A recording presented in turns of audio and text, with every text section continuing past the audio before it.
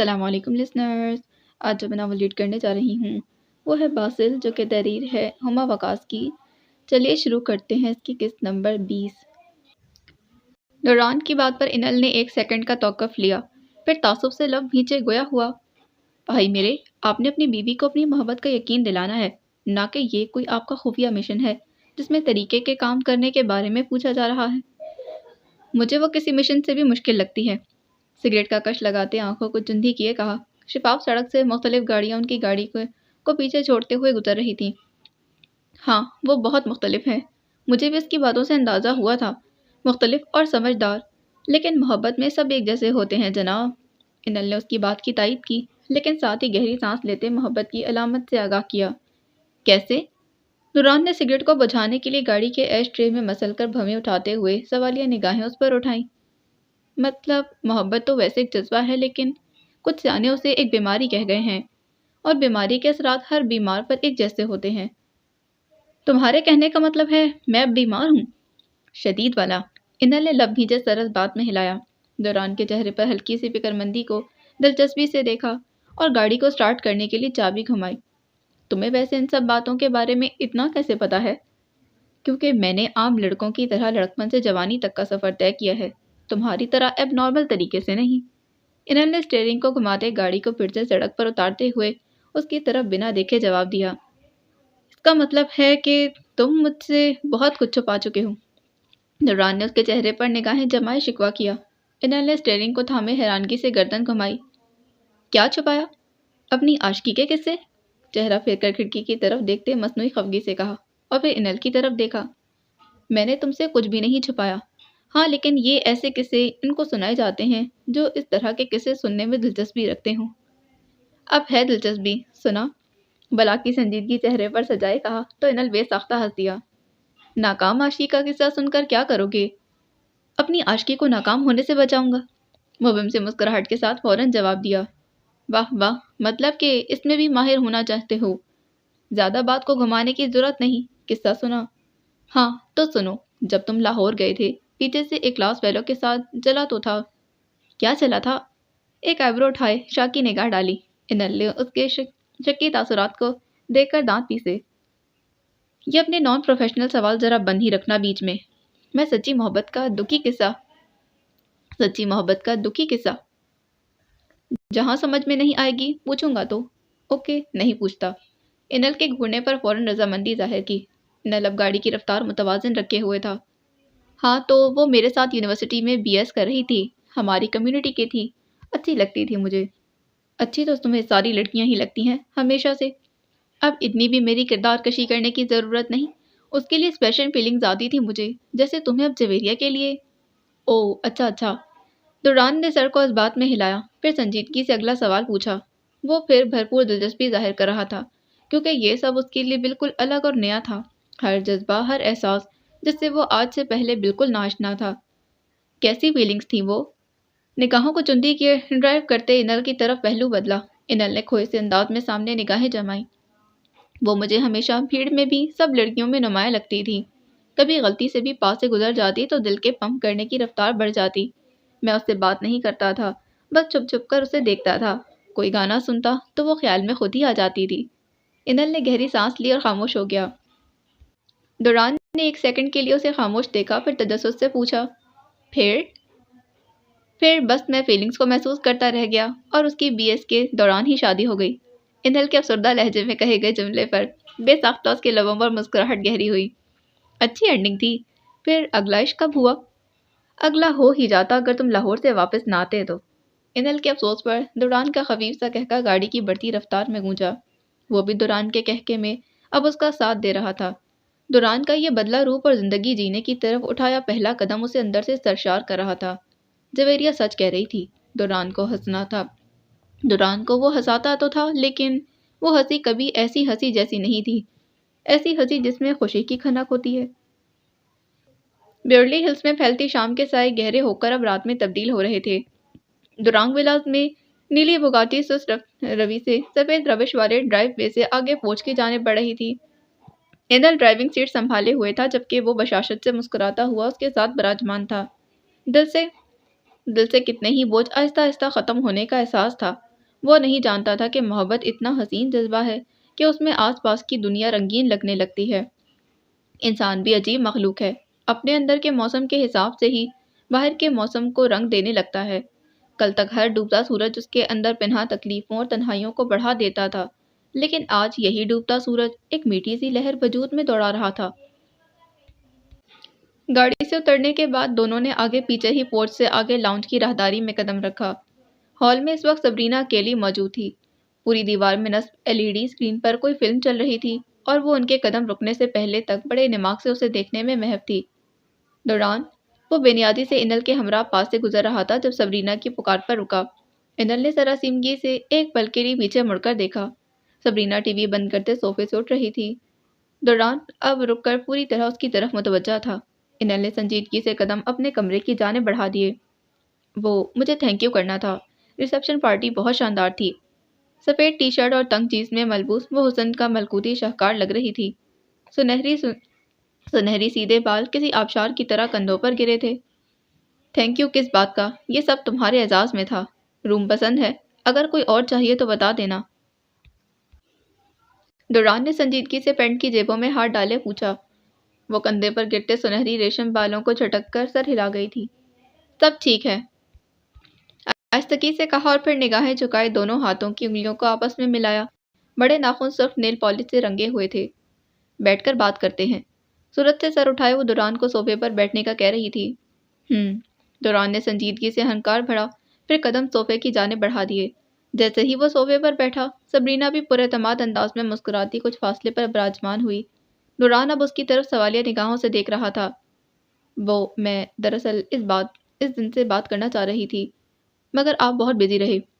کیا بات کرنی ہے؟ کراچی میں ہماری آخری ملاقات کے لیے میں آج بھی شرمندہ ہوں۔ وہ جملہ مکمل کرتے سر جھکا گئی تھی۔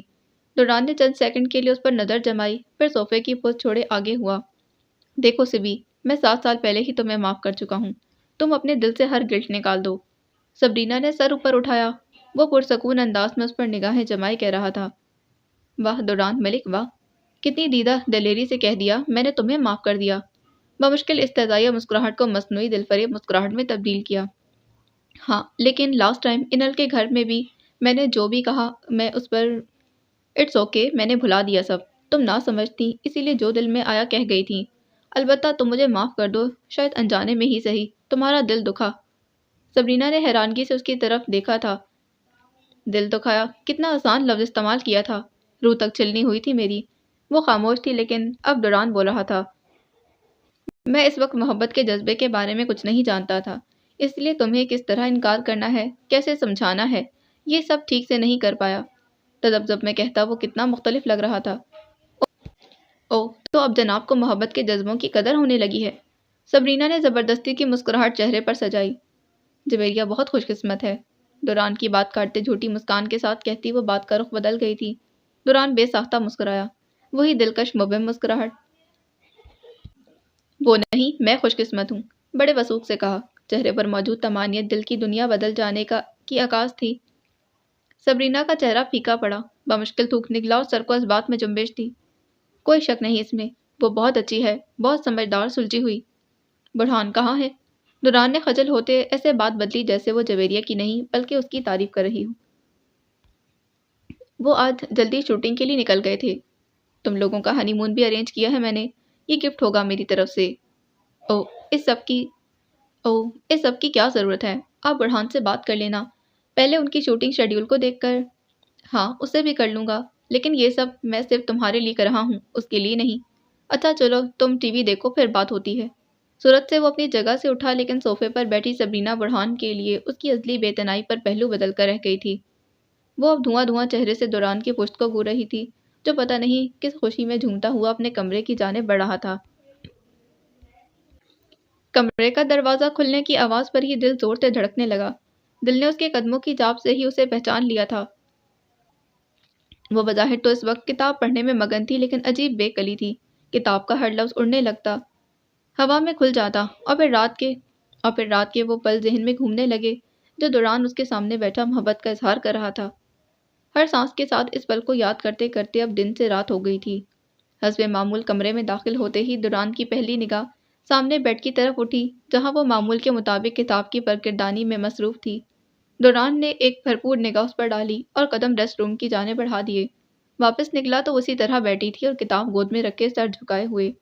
ہلکا تھا نارنجی اسکارف گھوم کر گلے کی زینت بنا ہوا تھا۔ بالوں کی ڈھیلی پونی اور گال پر جھولتی لٹیں اسے دلفریب بنا رہی تھیں۔ دوران نے اس پر نگاہ ٹکائے چند قدم کا فاصلہ طے کیا اور اگلے ہی لمحے اس کے سر پر کھڑا تھا۔ یہ دیکھو لسٹ۔ ہاتھ میں پکڑا اپنا موبائل جویریہ کی طرف بڑھاتے کہا۔ انل کے آخری مشورے پر عمل کرتے ہوئے وہ دنیا کے تمام خوبصورت ممالک کے مقامات کی لسٹ نکال کر موبائل جویریہ کے سامنے کر چکا تھا۔ کس لیے؟ کس لیے؟ کتاب سے سر اٹھائے حیرت سے موبائل کی کھلی اسکرین کی طرف دیکھتے پوچھا۔ گھومنے چلتے ہیں، جہاں تم چاہو گی وہاں، جگہ پسند کر لو۔ وہ کس لیے؟ وہی سوال دہرائے۔ اب وہ نگاہ موبائل اسکرین سے ہٹا کر دوران کی طرف اٹھائے ہوئے تھی۔ تمہیں یقین دلانے کے لیے؟ فوراً جواب آیا۔ مجھے نہیں جانا۔ آہستگی سے انکار کرنے کے بعد پھر سے کتاب کھولی۔ دوران نے حیرت سے آنکھیں پھیلائی، پھر بے اختیار اس کے بالکل سامنے بیٹھ کر اس کے ہاتھ سے کتاب چھین لی۔ کیوں؟ کل رات میں نے تم سے وقت مانگا تھا اور تم نے دیا تھا۔ ہاں، لیکن اس کا یہ مطلب تو نہیں کہ آپ اس طرح اس وقت مجھ سے میری مرضی کے خلاف کچھ بھی کروائیں۔ محبت کا یقین دلانا ہے یا ہمیشہ کی طرح دھونس جمانی ہے؟ سنجیدگی سے مگر دھیمے لہجے میں کہہ کر دوران کے ہاتھ سے کتاب لینی چاہی، جسے ایک جھٹکے سے وہ پھر سے پیچھے کھینچ چکا تھا۔ مجھے ایسا کیوں لگ رہا ہے کہ تم اپنی ایک طرفہ محبت کے خول سے باہر نہیں آنا چاہتی؟ آپ کو یہ کیوں لگتا ہے کہ آپ اس دنیاوی چمک دھمک کا سہارا لے کر مجھے اپنی محبت کے سچا ہونے کا یقین دلا دیں گے؟ مجھے نہیں لگا تھا یہ تو۔ انل کا نام لینے سے پہلے ہی خود کو روکا اور پھر اس کی کھلی آنکھوں میں جھانکتے اس کے کتاب کے لیے بڑے ہاتھ کو تھام لیا تھا۔ ٹھیک ہے، تم خود بتاؤ کہ تمہیں کیسے یقین آئے گا۔ مجھے وہ چاہیے جو آپ کے دل میں محبت ڈالنے کا جواز بنا۔ بہت دھیما مگر پر اعتماد لہجہ تھا۔ دوران کے ہاتھ کی نرم گرفت اس کے قربت ارادے کمزور کر رہی تھی مگر اسے کمزور نہیں ہونا تھا۔ کیا سمجھا نہیں میں کیا چاہیے؟ اف یہ معصومیت۔ دل تو ہر حکم پر سر تسلیم خم کرنے کو تیار تھا مگر وہ جو سوچ چکی تھی کرنا وہی تھا۔ مجھے قرآن سیکھنا ہے آپ سے، اور اب کی بار میں یہ زبردستی نہیں کروانا چاہتی۔ میں چاہتی ہوں آپ پورے دل سے مجھے پڑھائیں۔ دوران کی ہاتھ پر سے گرفت ختم ہوئی۔ وہ پرعزم لہجے میں اپنا فیصلہ سنانے کے بعد اب دوران کے چہرے کو کھوج رہی تھی جہاں رنگت کا بدلنا صاف واضح تھا۔ بولیں، دیں گے مجھے دنیا کا سب سے پیارا اور انوکھا تحفہ؟ اپنے خوبصورت انداز بیاں میں اللہ کی کتاب پڑھائیں گے مجھے؟ وہ سوال پر سوال کر رہی تھی۔ دوران بس یکٹک اسے دیکھ رہا تھا۔ ایک طرف وہ تھی جو اسے اب اپنے جینے کی وجہ لگتی تھی اور دوسری طرف وہ عمل تھا جس سے غفلت برتے اسے برسوں چلے تھے۔ وہ چاہتی ہے میں اسے دل سے پڑھاؤں، لیکن میں وہ دل کہاں سے لاؤں؟ وہ ایک دم سے اپنی جگہ سے اٹھا اور قدم کمرے کے بیرونی دروازے کی طرف بڑھا دیے۔ جویریہ نے بجھتے دل سے اس کی طرف دیکھا۔ لبوں پر پھیکی سی مسکراہٹ تھی۔ دوران، مجھے آپ کی یہ خول میں لپٹی شخصیت نہیں چاہیے۔ اگر میری محبت اس پتھر جسم کو چیرتی ہوئی آپ کے دل میں احساس پیدا کر سکتی ہے تو میرا اللہ تو ہر مسلمان کی شہرک سے بھی زیادہ قریب ہے۔ غافل ہم ہوتے ہیں، وہ ہم سے نہیں۔ ہم شکوے اور خود کی سوچوں کو حاوی کرتے قصوروار اسے ٹھہرا دیتے ہیں اور اس سے خفا ہو جاتے ہیں، لیکن وہ ہماری ہر غفلت، ہر گناہ، ہر بھول کی توبہ اور معافی کے انتظار میں ہوتا ہے۔ وہ رحیم ہے جو شیطان کے ہر بہکاوے پر اس سے غفلت برتنے والے کو اس کی توبہ پر پھر سے گلے لگا لیتا ہے۔ وہ 70 ماؤں سے زیادہ محبت کرتا ہے، اس ماں سے 70 گنا زیادہ جو اپنے بیٹے کی ہر غفلت اور جاتی کو بھلا کر اسے گلے لگا لیتی ہے۔ اس پر یہ سب بیت چکی تھی۔ زندگی کی ٹھوکروں نے اسے بھی اللہ سے شکوہ کرنے پر مجبور کیا تھا، لیکن وہ غلط تھی اور اب دوران کو بھی اس کی غلطی کا احساس دلانا چاہتی تھی۔ اور اب تو وہ کمزور بھی نہیں تھی۔ دوران کے دل میں محبت کی پھوٹتی کومپل اس کی طاقت تھی۔ دل فریب مسکراہٹ لبوں پر گہری ہو رہی تھی۔ یہ مدھم سی پروجیکٹر کی روشنی میں ڈوبا ہال تھا جس میں اس وقت سٹیج پر ایک طرف لگے میز پر 5 نفوس ایک قطار میں لگی نشستوں پر براجمان تھے اور ان کے سامنے شیشے کا شفاف میز پانی کی بوتلوں اور گلاس سے بھرا ہوا تھا۔ سٹیج کے بالکل سامنے مخصوص فاصلوں پر 16 نشستیں ترتیب سے رکھی ہوئی تھیں اور ہر کرسی کے آگے ایک چھوٹا میز تھا اور ہر نشست پر چوڑے کندھوں اور مضبوط جسم کے حامل 21-22 سال کے 16 جوان کلین تنے سینے اور گردنیں لیے روبوٹ کی مانند بیٹھے تھے، سپاٹ چہرے۔ سٹیج پر بیٹھے نفوس ان سے بالکل مختلف تھے۔ سیاہ کوٹ پینٹ میں ملبوس وہ 40 سال کی لگ بھگ عمروں کے اور پھر پرسکون آہستہ آواز میں ایک دوسرے سے بات چیت میں مصروف تھے۔ اچانک ہال کا داخلی دروازہ کھلا، ایک دم سے قبرستان جیسی خاموشی چھائی اور ہال میں موجود تمام نفوس تیر کی طرح اپنی جگہوں سے اٹھ کھڑے ہوئے۔ اسٹیج کی طرف بڑھتے 2 قدم پروقار انداز میں اب اسٹیج کی سیڑھیاں چڑھ رہے تھے۔ اسٹیج پر چڑھنے کے بعد وہ نفس اب مائک کو سنبھال چکا تھا۔ مائک کے سامنے کھڑے شخص کی شخصیت کسی بھی تعارف کی محتاج نہیں تھی۔ اس عمر میں بھی مضبوط جسم اور رعبدار شخصیت کے مالک ابراہیم خان آفریدی گردن کو اٹھائے ایک اچٹتی نگاہ ہال پر ڈال رہے تھے، جہاں اسٹیج کے بالکل سامنے چند فاصلوں پر رکھی گئی نشستوں پر براجمان سب لڑکے ان کے داخل ہوتے ہی سینہ تانے کھڑے ہو چکے تھے۔ ابراہیم خان آفریدی کی پشت پر چلتی پروجیکٹر اسکرین پر بڑے سیاہ حروف میں لکھے لفظ جگمگا رہے تھے، اور ان حروف کے سامنے کھڑا شخص اینٹی نارکوٹکس فورس ایجنسی کا منسٹر ابراہیم خان آفریدی تھا۔ اس کی شیٹ جیسی نگاہ سامنے کھڑے 16 لڑکوں پر جمی ہوئی تھی۔ Welcome to ANF secret investigation abroad center. رعبدار آواز مائک میں سے ہو کر ہال میں گونجی۔ اسٹیج پر موجود 5 نفوس میں سے میجر جنرل عاطف ملک نے نگاہ اٹھائی اور پھر ہاتھ کو ہوا میں اٹھائے ہلکی سی جنبش دی۔ اشارہ بیٹھنے کا تھا۔ غالباً تمام لڑکے اشارہ ملتے ہی حکم کی تعمیل کے طور پر نشستوں پر براجمان ہوئے۔ آپ سب کو یہ تو پتہ چل گیا ہے کہ آپ وہ 16 جوان ہیں جن کو سویلین ٹیسٹ کے ذریعے منتخب کیا گیا ہے۔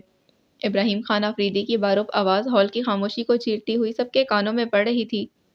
آج یہاں پورے 6 ماہ کی کڑی ٹریننگ کے بعد ہم نے 30 جوانوں میں سے آپ 16 لوگوں کو ایک خاص پوسٹ کے لیے سلیکٹ کیا ہے۔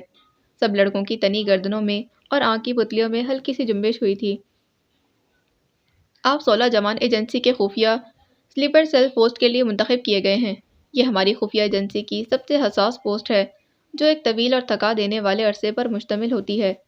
ابراہیم خان کی آخری بات پر 16 لڑکوں میں سے 15 لڑکوں کی آنکھوں میں ہلکا سا متحیر پن جھلکا۔ یہ عرصہ سالوں پر مشتمل ہو سکتا ہے، جس میں ہم آپ کی اس ذاتی زندگی میں کہیں بھی مداخلت نہیں کریں گے، لیکن آپ پر کڑی نظر ہوگی۔ آپ دنیا کی نظر میں ایک عام شہری ہوں گے، لیکن آپ کی بھرتی ہم کچھ خاص پیشوں میں اپنے خفیہ ذرائع سے کروائیں گے۔ ابراہیم خان نے اپنے مضبوط ہاتھوں کو آپس میں ملایا اور نگاہ ایک سیکنڈ کے لیے جھکا کر پھر سے اٹھائی تھی۔ ان پیشوں میں آپ ایک عام شہری کی طرح ملازمت کریں گے، لیکن یہاں منشیات سے متعلق حساس معلومات ہم تک پہنچائیں گے۔ یہ یاد رکھیں کہ آپ ہمارے اس وقت تک کارآمد ہیں جب تک آپ کی اصل پہچان سب سے چھپی ہوئی ہے۔ Is it right? Yes sir. ایک ساتھ فضا کو چیرتی ہوئی ساری آوازیں گونجی تھیں۔ آپ سب کے سامنے میز پر موجود فائلز اور ان میں سب کے ملکوں کے اور ان کے منسلک ہونے کے پیشوں اور اداروں کے نام ہیں۔ ابراہیم خان نے ہاتھ کے اشارے سے ان سب کے آگے لگی میزوں کی طرف اشارہ کیا، جہاں ایک ایک خاکی فائل موجود تھی۔ Open it. سب نے ایک ساتھ ہاتھ بڑھا کر فائل کو کھولا اور نگاہ سامنے لکھے حروف پر دوڑائی تھی۔ سفید رنگ کے کاغذ پر ٹائپ شدہ الفاظ میں لکھا ملک کا نام اس کے وجود کو پل بھر میں ساکن کر گیا۔ United state of America. سیاہ ٹائپ شدہ لفظوں میں لکھا ملک کا نام وہ بار بار پڑھ رہا تھا۔ شیشے کے میز پر رکھے لیپ ٹاپ کی اسکرین پر چلتی فوٹیج کا منظر کچھ یوں تھا کہ دوران سیاہ ہڈ زیب تن کیے بیکری میں داخل ہو رہا تھا۔ ہڈی کی بڑی ٹوپی اور سیاہ چشمے میں وہ اپنے چہرے کو اس حد تک چھپائے ہوئے تھا کہ اس کی پہچان بے حد مشکل تھی۔ صوفے پر براجمان بڑے مزے سے ٹانگ پر ٹانگ چڑھائے بیٹھا تھا۔ انل میز کے بالکل سامنے ہاتھ میں کافی کا مگ تھامے ہوئے۔ یہ جیسیکا کے اپارٹمنٹ کا لاؤنج تھا، جہاں اس وقت جیسیکا نے اسے جاسوسی کی شروعات کے لیے بلایا تھا۔ آج چھٹی کا دن تھا اور وہ صبح 10 بجے ہی اس کے گھر میں موجود تھا۔ وہ اسے لیپ ٹاپ پر دوران کے کچھ کٹ شدہ فوٹیجز دیکھنے کے لیے دے کر گئی تھی۔ یہ فوٹیج بیکری کے دروازے اور کچھ گیلری کے تھے۔ کسی بھی فوٹیج میں دوران کا چہرہ واضح نہیں تھا۔ انل بڑی تسلی بخش انداز میں بیٹھا تھا، کیونکہ جیسیکا کے پاس دوران کی کھوج کے لیے اب تک کوئی ٹھوس ثبوت نہیں تھا۔ وہ یوں ہی کافی کے گھونٹ بھرتا مختلف فوٹیج کو بار بار دیکھ رہا تھا، جب اچانک قریب سے جیسیکا کی آواز سنائی دی۔ یہ پیکٹ ہے جو مجھے اس کی طرف سے پچھلے مہینے ملا۔ اس کو میں نے کھولا ہی نہیں تھا۔ جیسیکا نے ایک پیک شدہ لفافہ انل کے سامنے میز پر رکھا اور خود قریب کے صوفے پر براجمان ہوئی۔ انل نے چونک کر لیپ ٹاپ اسکرین سے نگاہ ہٹائی اور پیکٹ کی طرف دیکھا۔ یہ وہی پیکٹ تھا جو پچھلے مہینے وہ اور دوران بیکری میں اس تک پہنچا کر آئے تھے۔ وہ نہ صرف کمرے سے وہ لفافہ لے کر واپس آئی تھی، بلکہ اس کی تیاری سے لگ رہا تھا کہ وہ کہیں باہر جانے کا ارادہ رکھتی ہے۔ سیاہ گھٹنوں تک آتی اسکرٹ پر سفید ٹاپ پہنے، سلیقے سے بالوں کو کندھوں پر ڈالے، ہمیشہ کی طرح دلکش لگ رہی تھی۔ انل نے کچٹتی نگاہ پہلے اس کی تیاری پر اور پھر پیکٹ پر ڈالی۔ ہاں لیکن اس سے کیا ہوگا؟ ہوگا کیوں نہیں، تم کرو گے نا؟ وہ دلفریب انداز میں مسکرائی۔ چمکتی گلوسی گلابی لپسٹک سے مزین ہونٹ اس کو ہوش ربا حد تک حسین بنا رہے تھے۔ مطلب؟ انل نے ناسمجھی سے اس کی جانب دیکھا۔ مطلب یہ کہ اس سے مجھے اس کے فنگر پرنٹس ملیں گے۔ اس کے وثوق سے کہی گئی بات پر انل نے بے ساختہ کہکا لگایا۔ وہ تیوری چڑھائے اب انل کی طرف دیکھ رہی تھی، پھر غصے سے گھورتی ہوئی گویا ہوئی۔ ہنس کیوں رہے ہو؟ محترمہ، یہ پچھلے مہینے کی سی سی ٹی وی فوٹیج دیکھو، تمہارے کاؤنٹر پر کوئی کسٹمر پیکٹ رکھ کر جا رہا ہے، وہ نہیں۔ انل نے ہاتھ کا اشارہ سامنے لیپ ٹاپ اسکرین کی جانب کیا تھا۔ پورا اعتماد لہجے میں جواب دیا۔ اس کے فنگر پرنٹس کی بات پر ایک پل کے لیے تو وہ گھبرا گیا تھا، لیکن اگلے ہی لمحے ذہن نے پوری رفتار سے کام کیا اور وہ پھر سے مطمئن ہو گیا۔ ہاں تو یہ پتا ہے مجھے۔ جیسیکا نے لاپرواہی سے کندھے اچکائے۔ تو پھر اس پیکٹ پر تو اس کسٹمر کے فنگر پرنٹس ہوں گے، نہ کہ اس کے۔ فنگر پرنٹس نکلوا کر کیا کریں گے؟ میں پیکٹ پر نہیں، پیسوں پر موجود فنگر پرنٹس کی بات کر رہی ہوں۔ میں نے یہ پیکٹ ابھی تک کھولا ہی نہیں۔ پیکٹ میں پیسے تو اس نے ہی ڈالے ہوں گے نا؟ نخوت سے ناک چڑھائے وہ اسے وضاحت دے گئی تھی، جبکہ اس دفعہ انل کی بولتی بند ہو چکی تھی، کیونکہ پیکٹ میں پیسے دوران نے نہیں، اس نے ڈالے تھے۔ چند سیکنڈ ہوکوں کی طرح اسے دیکھنے کے بعد وہ گڑبڑا کر سیدھا ہوا۔ اوہ ہاں ہاں ٹھیک کہہ رہی ہو، پیسوں پر تو ہوں گے اس کے فنگر پرنٹس۔ Great idea. بچو گھونچو نہیں ہے، بڑی چالاک ہے۔ نگاہیں زبردستی کی مسکراہٹ چہرے پر سجائے اس کی تعریف کی تھی۔ سر جھکائے سوچا تھا اور پھر مسکراہٹ کو گہرا کیے سر اوپر اٹھایا۔ ویسے تمہاری کسی بیکری میں نہیں، کسی خفیہ ایجنسی میں ویسے تمہیں کسی بیکری میں نہیں، کسی خفیہ ایجنسی میں ہونا چاہیے تھا۔ مطلب کیا ذہن ہے تمہارا؟ واو! نہیں، مجھے کسی خفیہ ایجنسی میں نہیں کام کرنا، بس اس شخص کی کھوج کرنی ہے ہر حال میں۔ اور جیسے تم نے اس دن جھٹ پٹ ڈرنک کی رپورٹ نکلوائی تھی، امید کرتی ہوں آج اس میں بھی ہیلپ کرو گے۔ وہ پراعتماد لہجے میں کہتی اب اس کی طرف تائیدی نگاہ سے دیکھ رہی تھی۔ انل نے بمشکل سر کو اس بات میں ہلایا کہ کیوں نہیں، بے فکر ہو جاؤ۔ اب کیا کرنا ہے؟ مطلب اگر اپنے نہیں تو پھر بھی کسی کے تو فنگر پرنٹس دینے ہی ہوں گے۔ مصنوعی مسکراہٹ کی اوٹ میں بے چینی کو چھپایا۔ ٹائی کی نوٹ کو ڈھیلا کرتے سوچا، سانس اٹک رہی تھی۔ آخر کو دوران اسے سچائی بتا کیوں نہیں دیتا؟ ہاں تو پھر چلیں؟ جیسیکا کی آواز پر چونک کر خیالوں سے باہر آیا۔ کہاں؟ حواس باختہ سوال کیا۔ یہ دینے اور کہاں؟ جیسیکا نے کندھے اچکائے۔ ایک منٹ، کیا تم ساتھ چلو گی؟ ایبرو اچکائے ہاتھ کو گھما کر سوال کیا۔ جیسیکا نے گہری سانس لی اور پھر دانت پیسے۔ بالکل ساتھ چلوں گی۔ اوہ اچھا اچھا۔ بلا وجہ لبوں کو آپس میں ملائے کوٹ کے شکن درست کیے وہ پیکٹ کو اپنے بیگ میں رکھ رہی تھی۔ مطلب یہ ساتھ جائے گی اور پھر فنگر پرنٹس میرے ہیں؟ گڑبڑا کر جیسیکا کی طرف دیکھا۔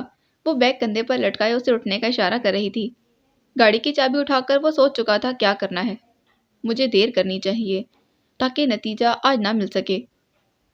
گھڑی کی ٹک ٹک اس چھوٹے سے کمرے میں گونج رہی تھی، جہاں اس وقت سگریٹ کا بے تحاشا دھواں اتنا زیادہ پھیل چکا تھا کہ سانس لینا دوبر ہو گیا تھا۔ کمرے کا بند دروازہ اور بند کھڑکیاں گھٹن کے ساتھ دھوئیں کی تعداد بڑھانے کا موجب بن رہی تھیں۔ دوران سگریٹ ہاتھ میں تھامے بے حال حلیے میں بیٹھا تھا۔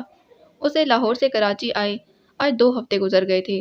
اس دوران دستگیر بیگم کو اس دنیا سے گزرے آج 1 ہفتہ ہو چکا تھا اور وہ ان کے جنازے میں ایک اجنبی کی طرح شرکت کرنے گیا تھا۔ خاموشی سے سب سے پیچھے کھڑے ہو کر جنازہ پڑھنے کے بعد وہ انہی قدموں واپس آ گیا تھا۔ اسود ملک نے دستگیر بیگم کی وفات سے پہلے ہی تمام کاغذات اس کے حوالے کر دیے تھے۔ وہ ان 2 ہفتوں میں انل کے گھر میں تھا اور اس وقت بھی وہ اس کے مہمان خانے میں موجود تھا۔ فلیٹ کا چھوٹا سا کمرہ تھا جس میں بامشکل ایک صوفہ سیٹ اور لکڑی کی میز رکھی ہوئی تھی۔ اوپر نیچے 4 کھڑکیاں تھیں جو باہر کی طرف کھلتی تھیں، مگر اس وقت بند تھیں۔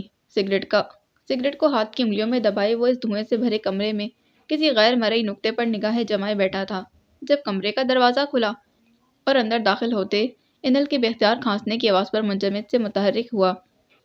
وہ متواتر کھانستے ہوئے آگے بڑھا اور تیزی سے کھڑکیوں کو کھولنے لگا۔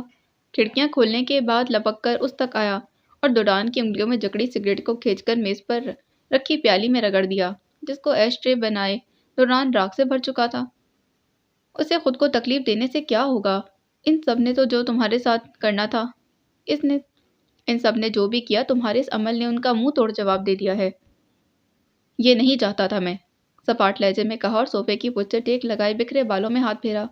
वो तमाम जायदाद को बेच चुका था, वीज़ा लग चुका था और चंद दिन में ही उसकी अमेरिका के लिए परवास थी। क्यों नहीं चाहिए थे? बात सुनो, वो कुछ नहीं लगते तुम्हारे अब। इस बात को वो खुद तस्लीम कर चुके हैं। तुम्हें सिर्फ अपने मफाद के लिए इस्तेमाल किया उन्होंने।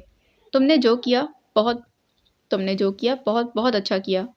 इनल ने सिगरेट की राख से भरे प्याली उठाई और कमरे में रखे कूड़ादान की तरफ बढ़ गया था। बहुत जल्द वापस कर दूंगा सब। क्यों? कोई ज़रूरत नहीं, फिक्र करने की ज़रूरत नहीं है। वो कुछ नहीं लगते तुम्हारे। इनल ने तेवरी चढ़ाए उसकी तरफ देखा, जो अब चेहरे को ऊपर उठाए छत को घू रहा था। वही मेरे सब कुछ लगते हैं। दुरान की बात पर इनल के कूड़ेदान में राख फेंकते हाथ मुंजमद हुए। मतलब? मैं नहीं समझा। भवें इकट्ठी किए वो सवाल करता हुआ आगे बढ़ा था। असफन मलिक ही मेरे रियल फादर हैं। ताहनूद छत को घूरते हुए जवाब दिया।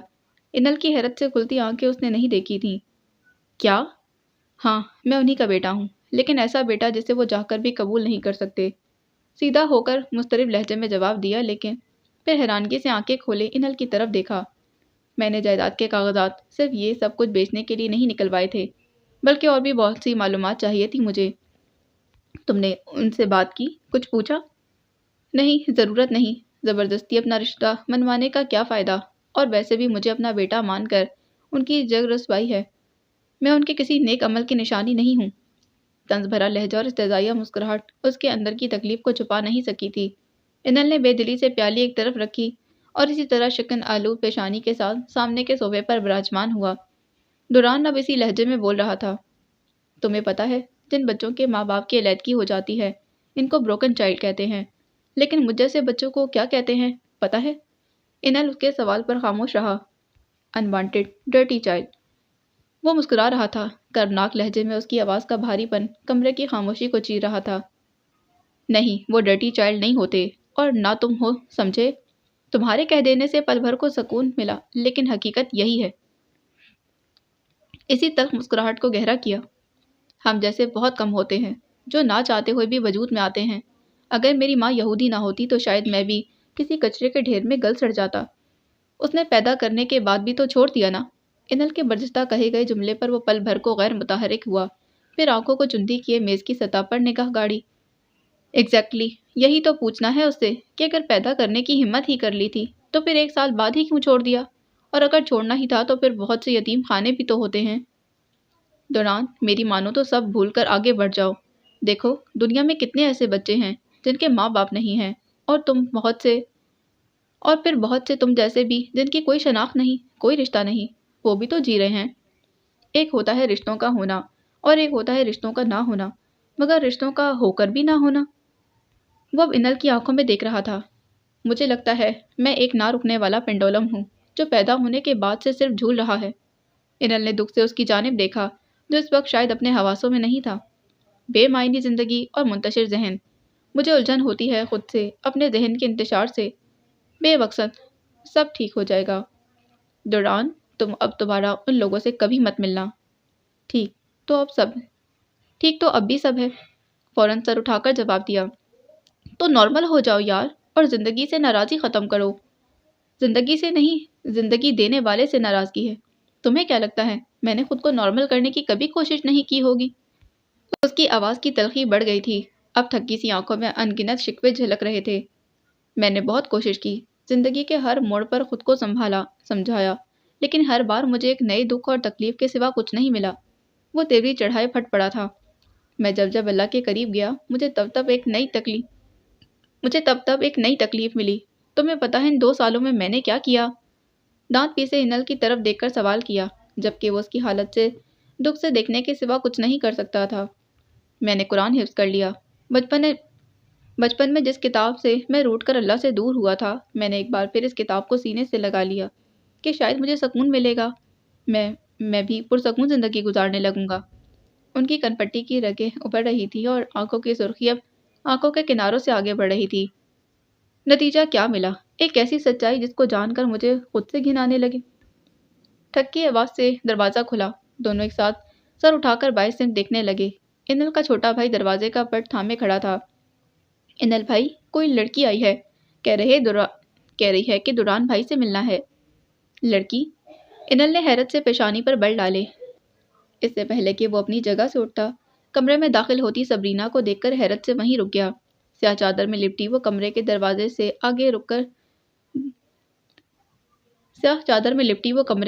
سے آگے آ کر رک گئی تھی۔ دوران، میں باہر ہوں، انل نے دوران کی طرف دیکھتے ہوئے دھیمے لہجے میں کہا، اور پھر کمرے سے باہر نکلتے ہوئے دروازہ بند کر دیا تھا۔ تم کیا کر رہی ہو اور یوں اکیلی؟ غصے اور حیرت سے گھورتے کہا۔ وہ صوفے سے اٹھ کھڑا ہوا۔ دوران، مجھے معاف کر دو، میں خالہ اور دادو کے بہکاوے میں آ گئی تھی، لیکن میری تمہارے لیے محبت سچی ہے۔ وہ چند قدم کا فاصلہ مٹایا بالکل دوران کے سامنے کھڑی تھی۔ میں اس محبت نامی چیز کے بارے میں کچھ نہیں جانتا، لیکن اتنا ضرور جانتا ہوں جو جذبہ سچا ہو اسے کسی بھی غلط راستے کا سہارا لینے کی ضرورت نہیں ہوتی۔ دوران، مجھے معاف کر دو پلیز۔ کر دیا معاف، چلو اب گھر جاؤ فوراً، ضبط سے لب بھینچے پرسکون لہجے میں کہا۔ نہیں، مجھے گھر نہیں جانا، مجھے تمہارے ساتھ جانا ہے، جہاں تم جاؤ گے میں وہیں چلی جاؤں گی، میں گھر اور ان سب رشتوں کو چھوڑ دوں گی۔ بکواس بند کرو اپنی، جن قدموں سے چل کر آئی ہو انہیں پر واپس گھر جاؤ۔ دوران، سمجھ کیوں نہیں رہے، میں بہت محبت کرتی ہوں۔ بے اختیار اس کا پاس ہونا دوران کے ضبط کو ختم کر گیا تھا، بازو کو جھٹکا دیتے اسے دور کیا۔ اور میں تمہاری سو کالڈ محبت سے نفرت کرتا ہوں، ہمیشہ سے کرتا رہوں گا۔ ناک کھینچے سختی سے جواب دیا۔ وہ اس کے دھواں ہوتے چہرے اور پھٹی آنکھوں سے بے تنائی برتتے دیکھ رہی تھی۔ تمہیں ایک بات سمجھا کر تھک چکا ہوں کہ مجھ سے محبت کر کے تمہیں کچھ حاصل نہیں ہوگا، میرے پیچھے بھاگنا بند کر دو۔ دوران کی نفرت میں آگ برساتی آنکھوں کو وہ تعصب سے دیکھتی چند سیکنڈ خاموشی کے سپرد کر گئی، اور پھر وہ پھٹے لہجے میں اس پر برس پڑی تھی۔ دوران ملک، تھکے تم نہیں، تھک میں گئی ہوں۔ آواز اور جسم دونوں کانپ رہے تھے۔ ہاں، میں تھک گئی ہوں، تم جیسے انسان سے محبت کرنے کے بعد میں نے اپنی زندگی جہنم بنا لی۔ تم کیا چھوڑو گے مجھے، میں چھوڑتی ہوں تمہیں، آج، ابھی اور اسی وقت۔ وہ غصے سے پاگلوں کی طرح چیخی تھی۔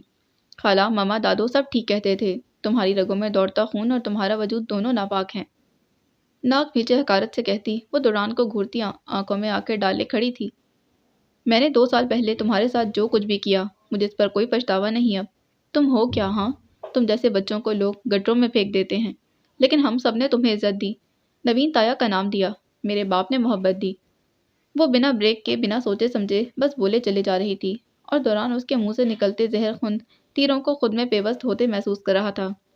لیکن سچ کہا ہے کسی نے، رگوں میں بہتا خون کسی نہ کسی دن تو اثر دکھاتا ہے، اور اسی کا صلہ ہم سب بھگت رہے ہیں۔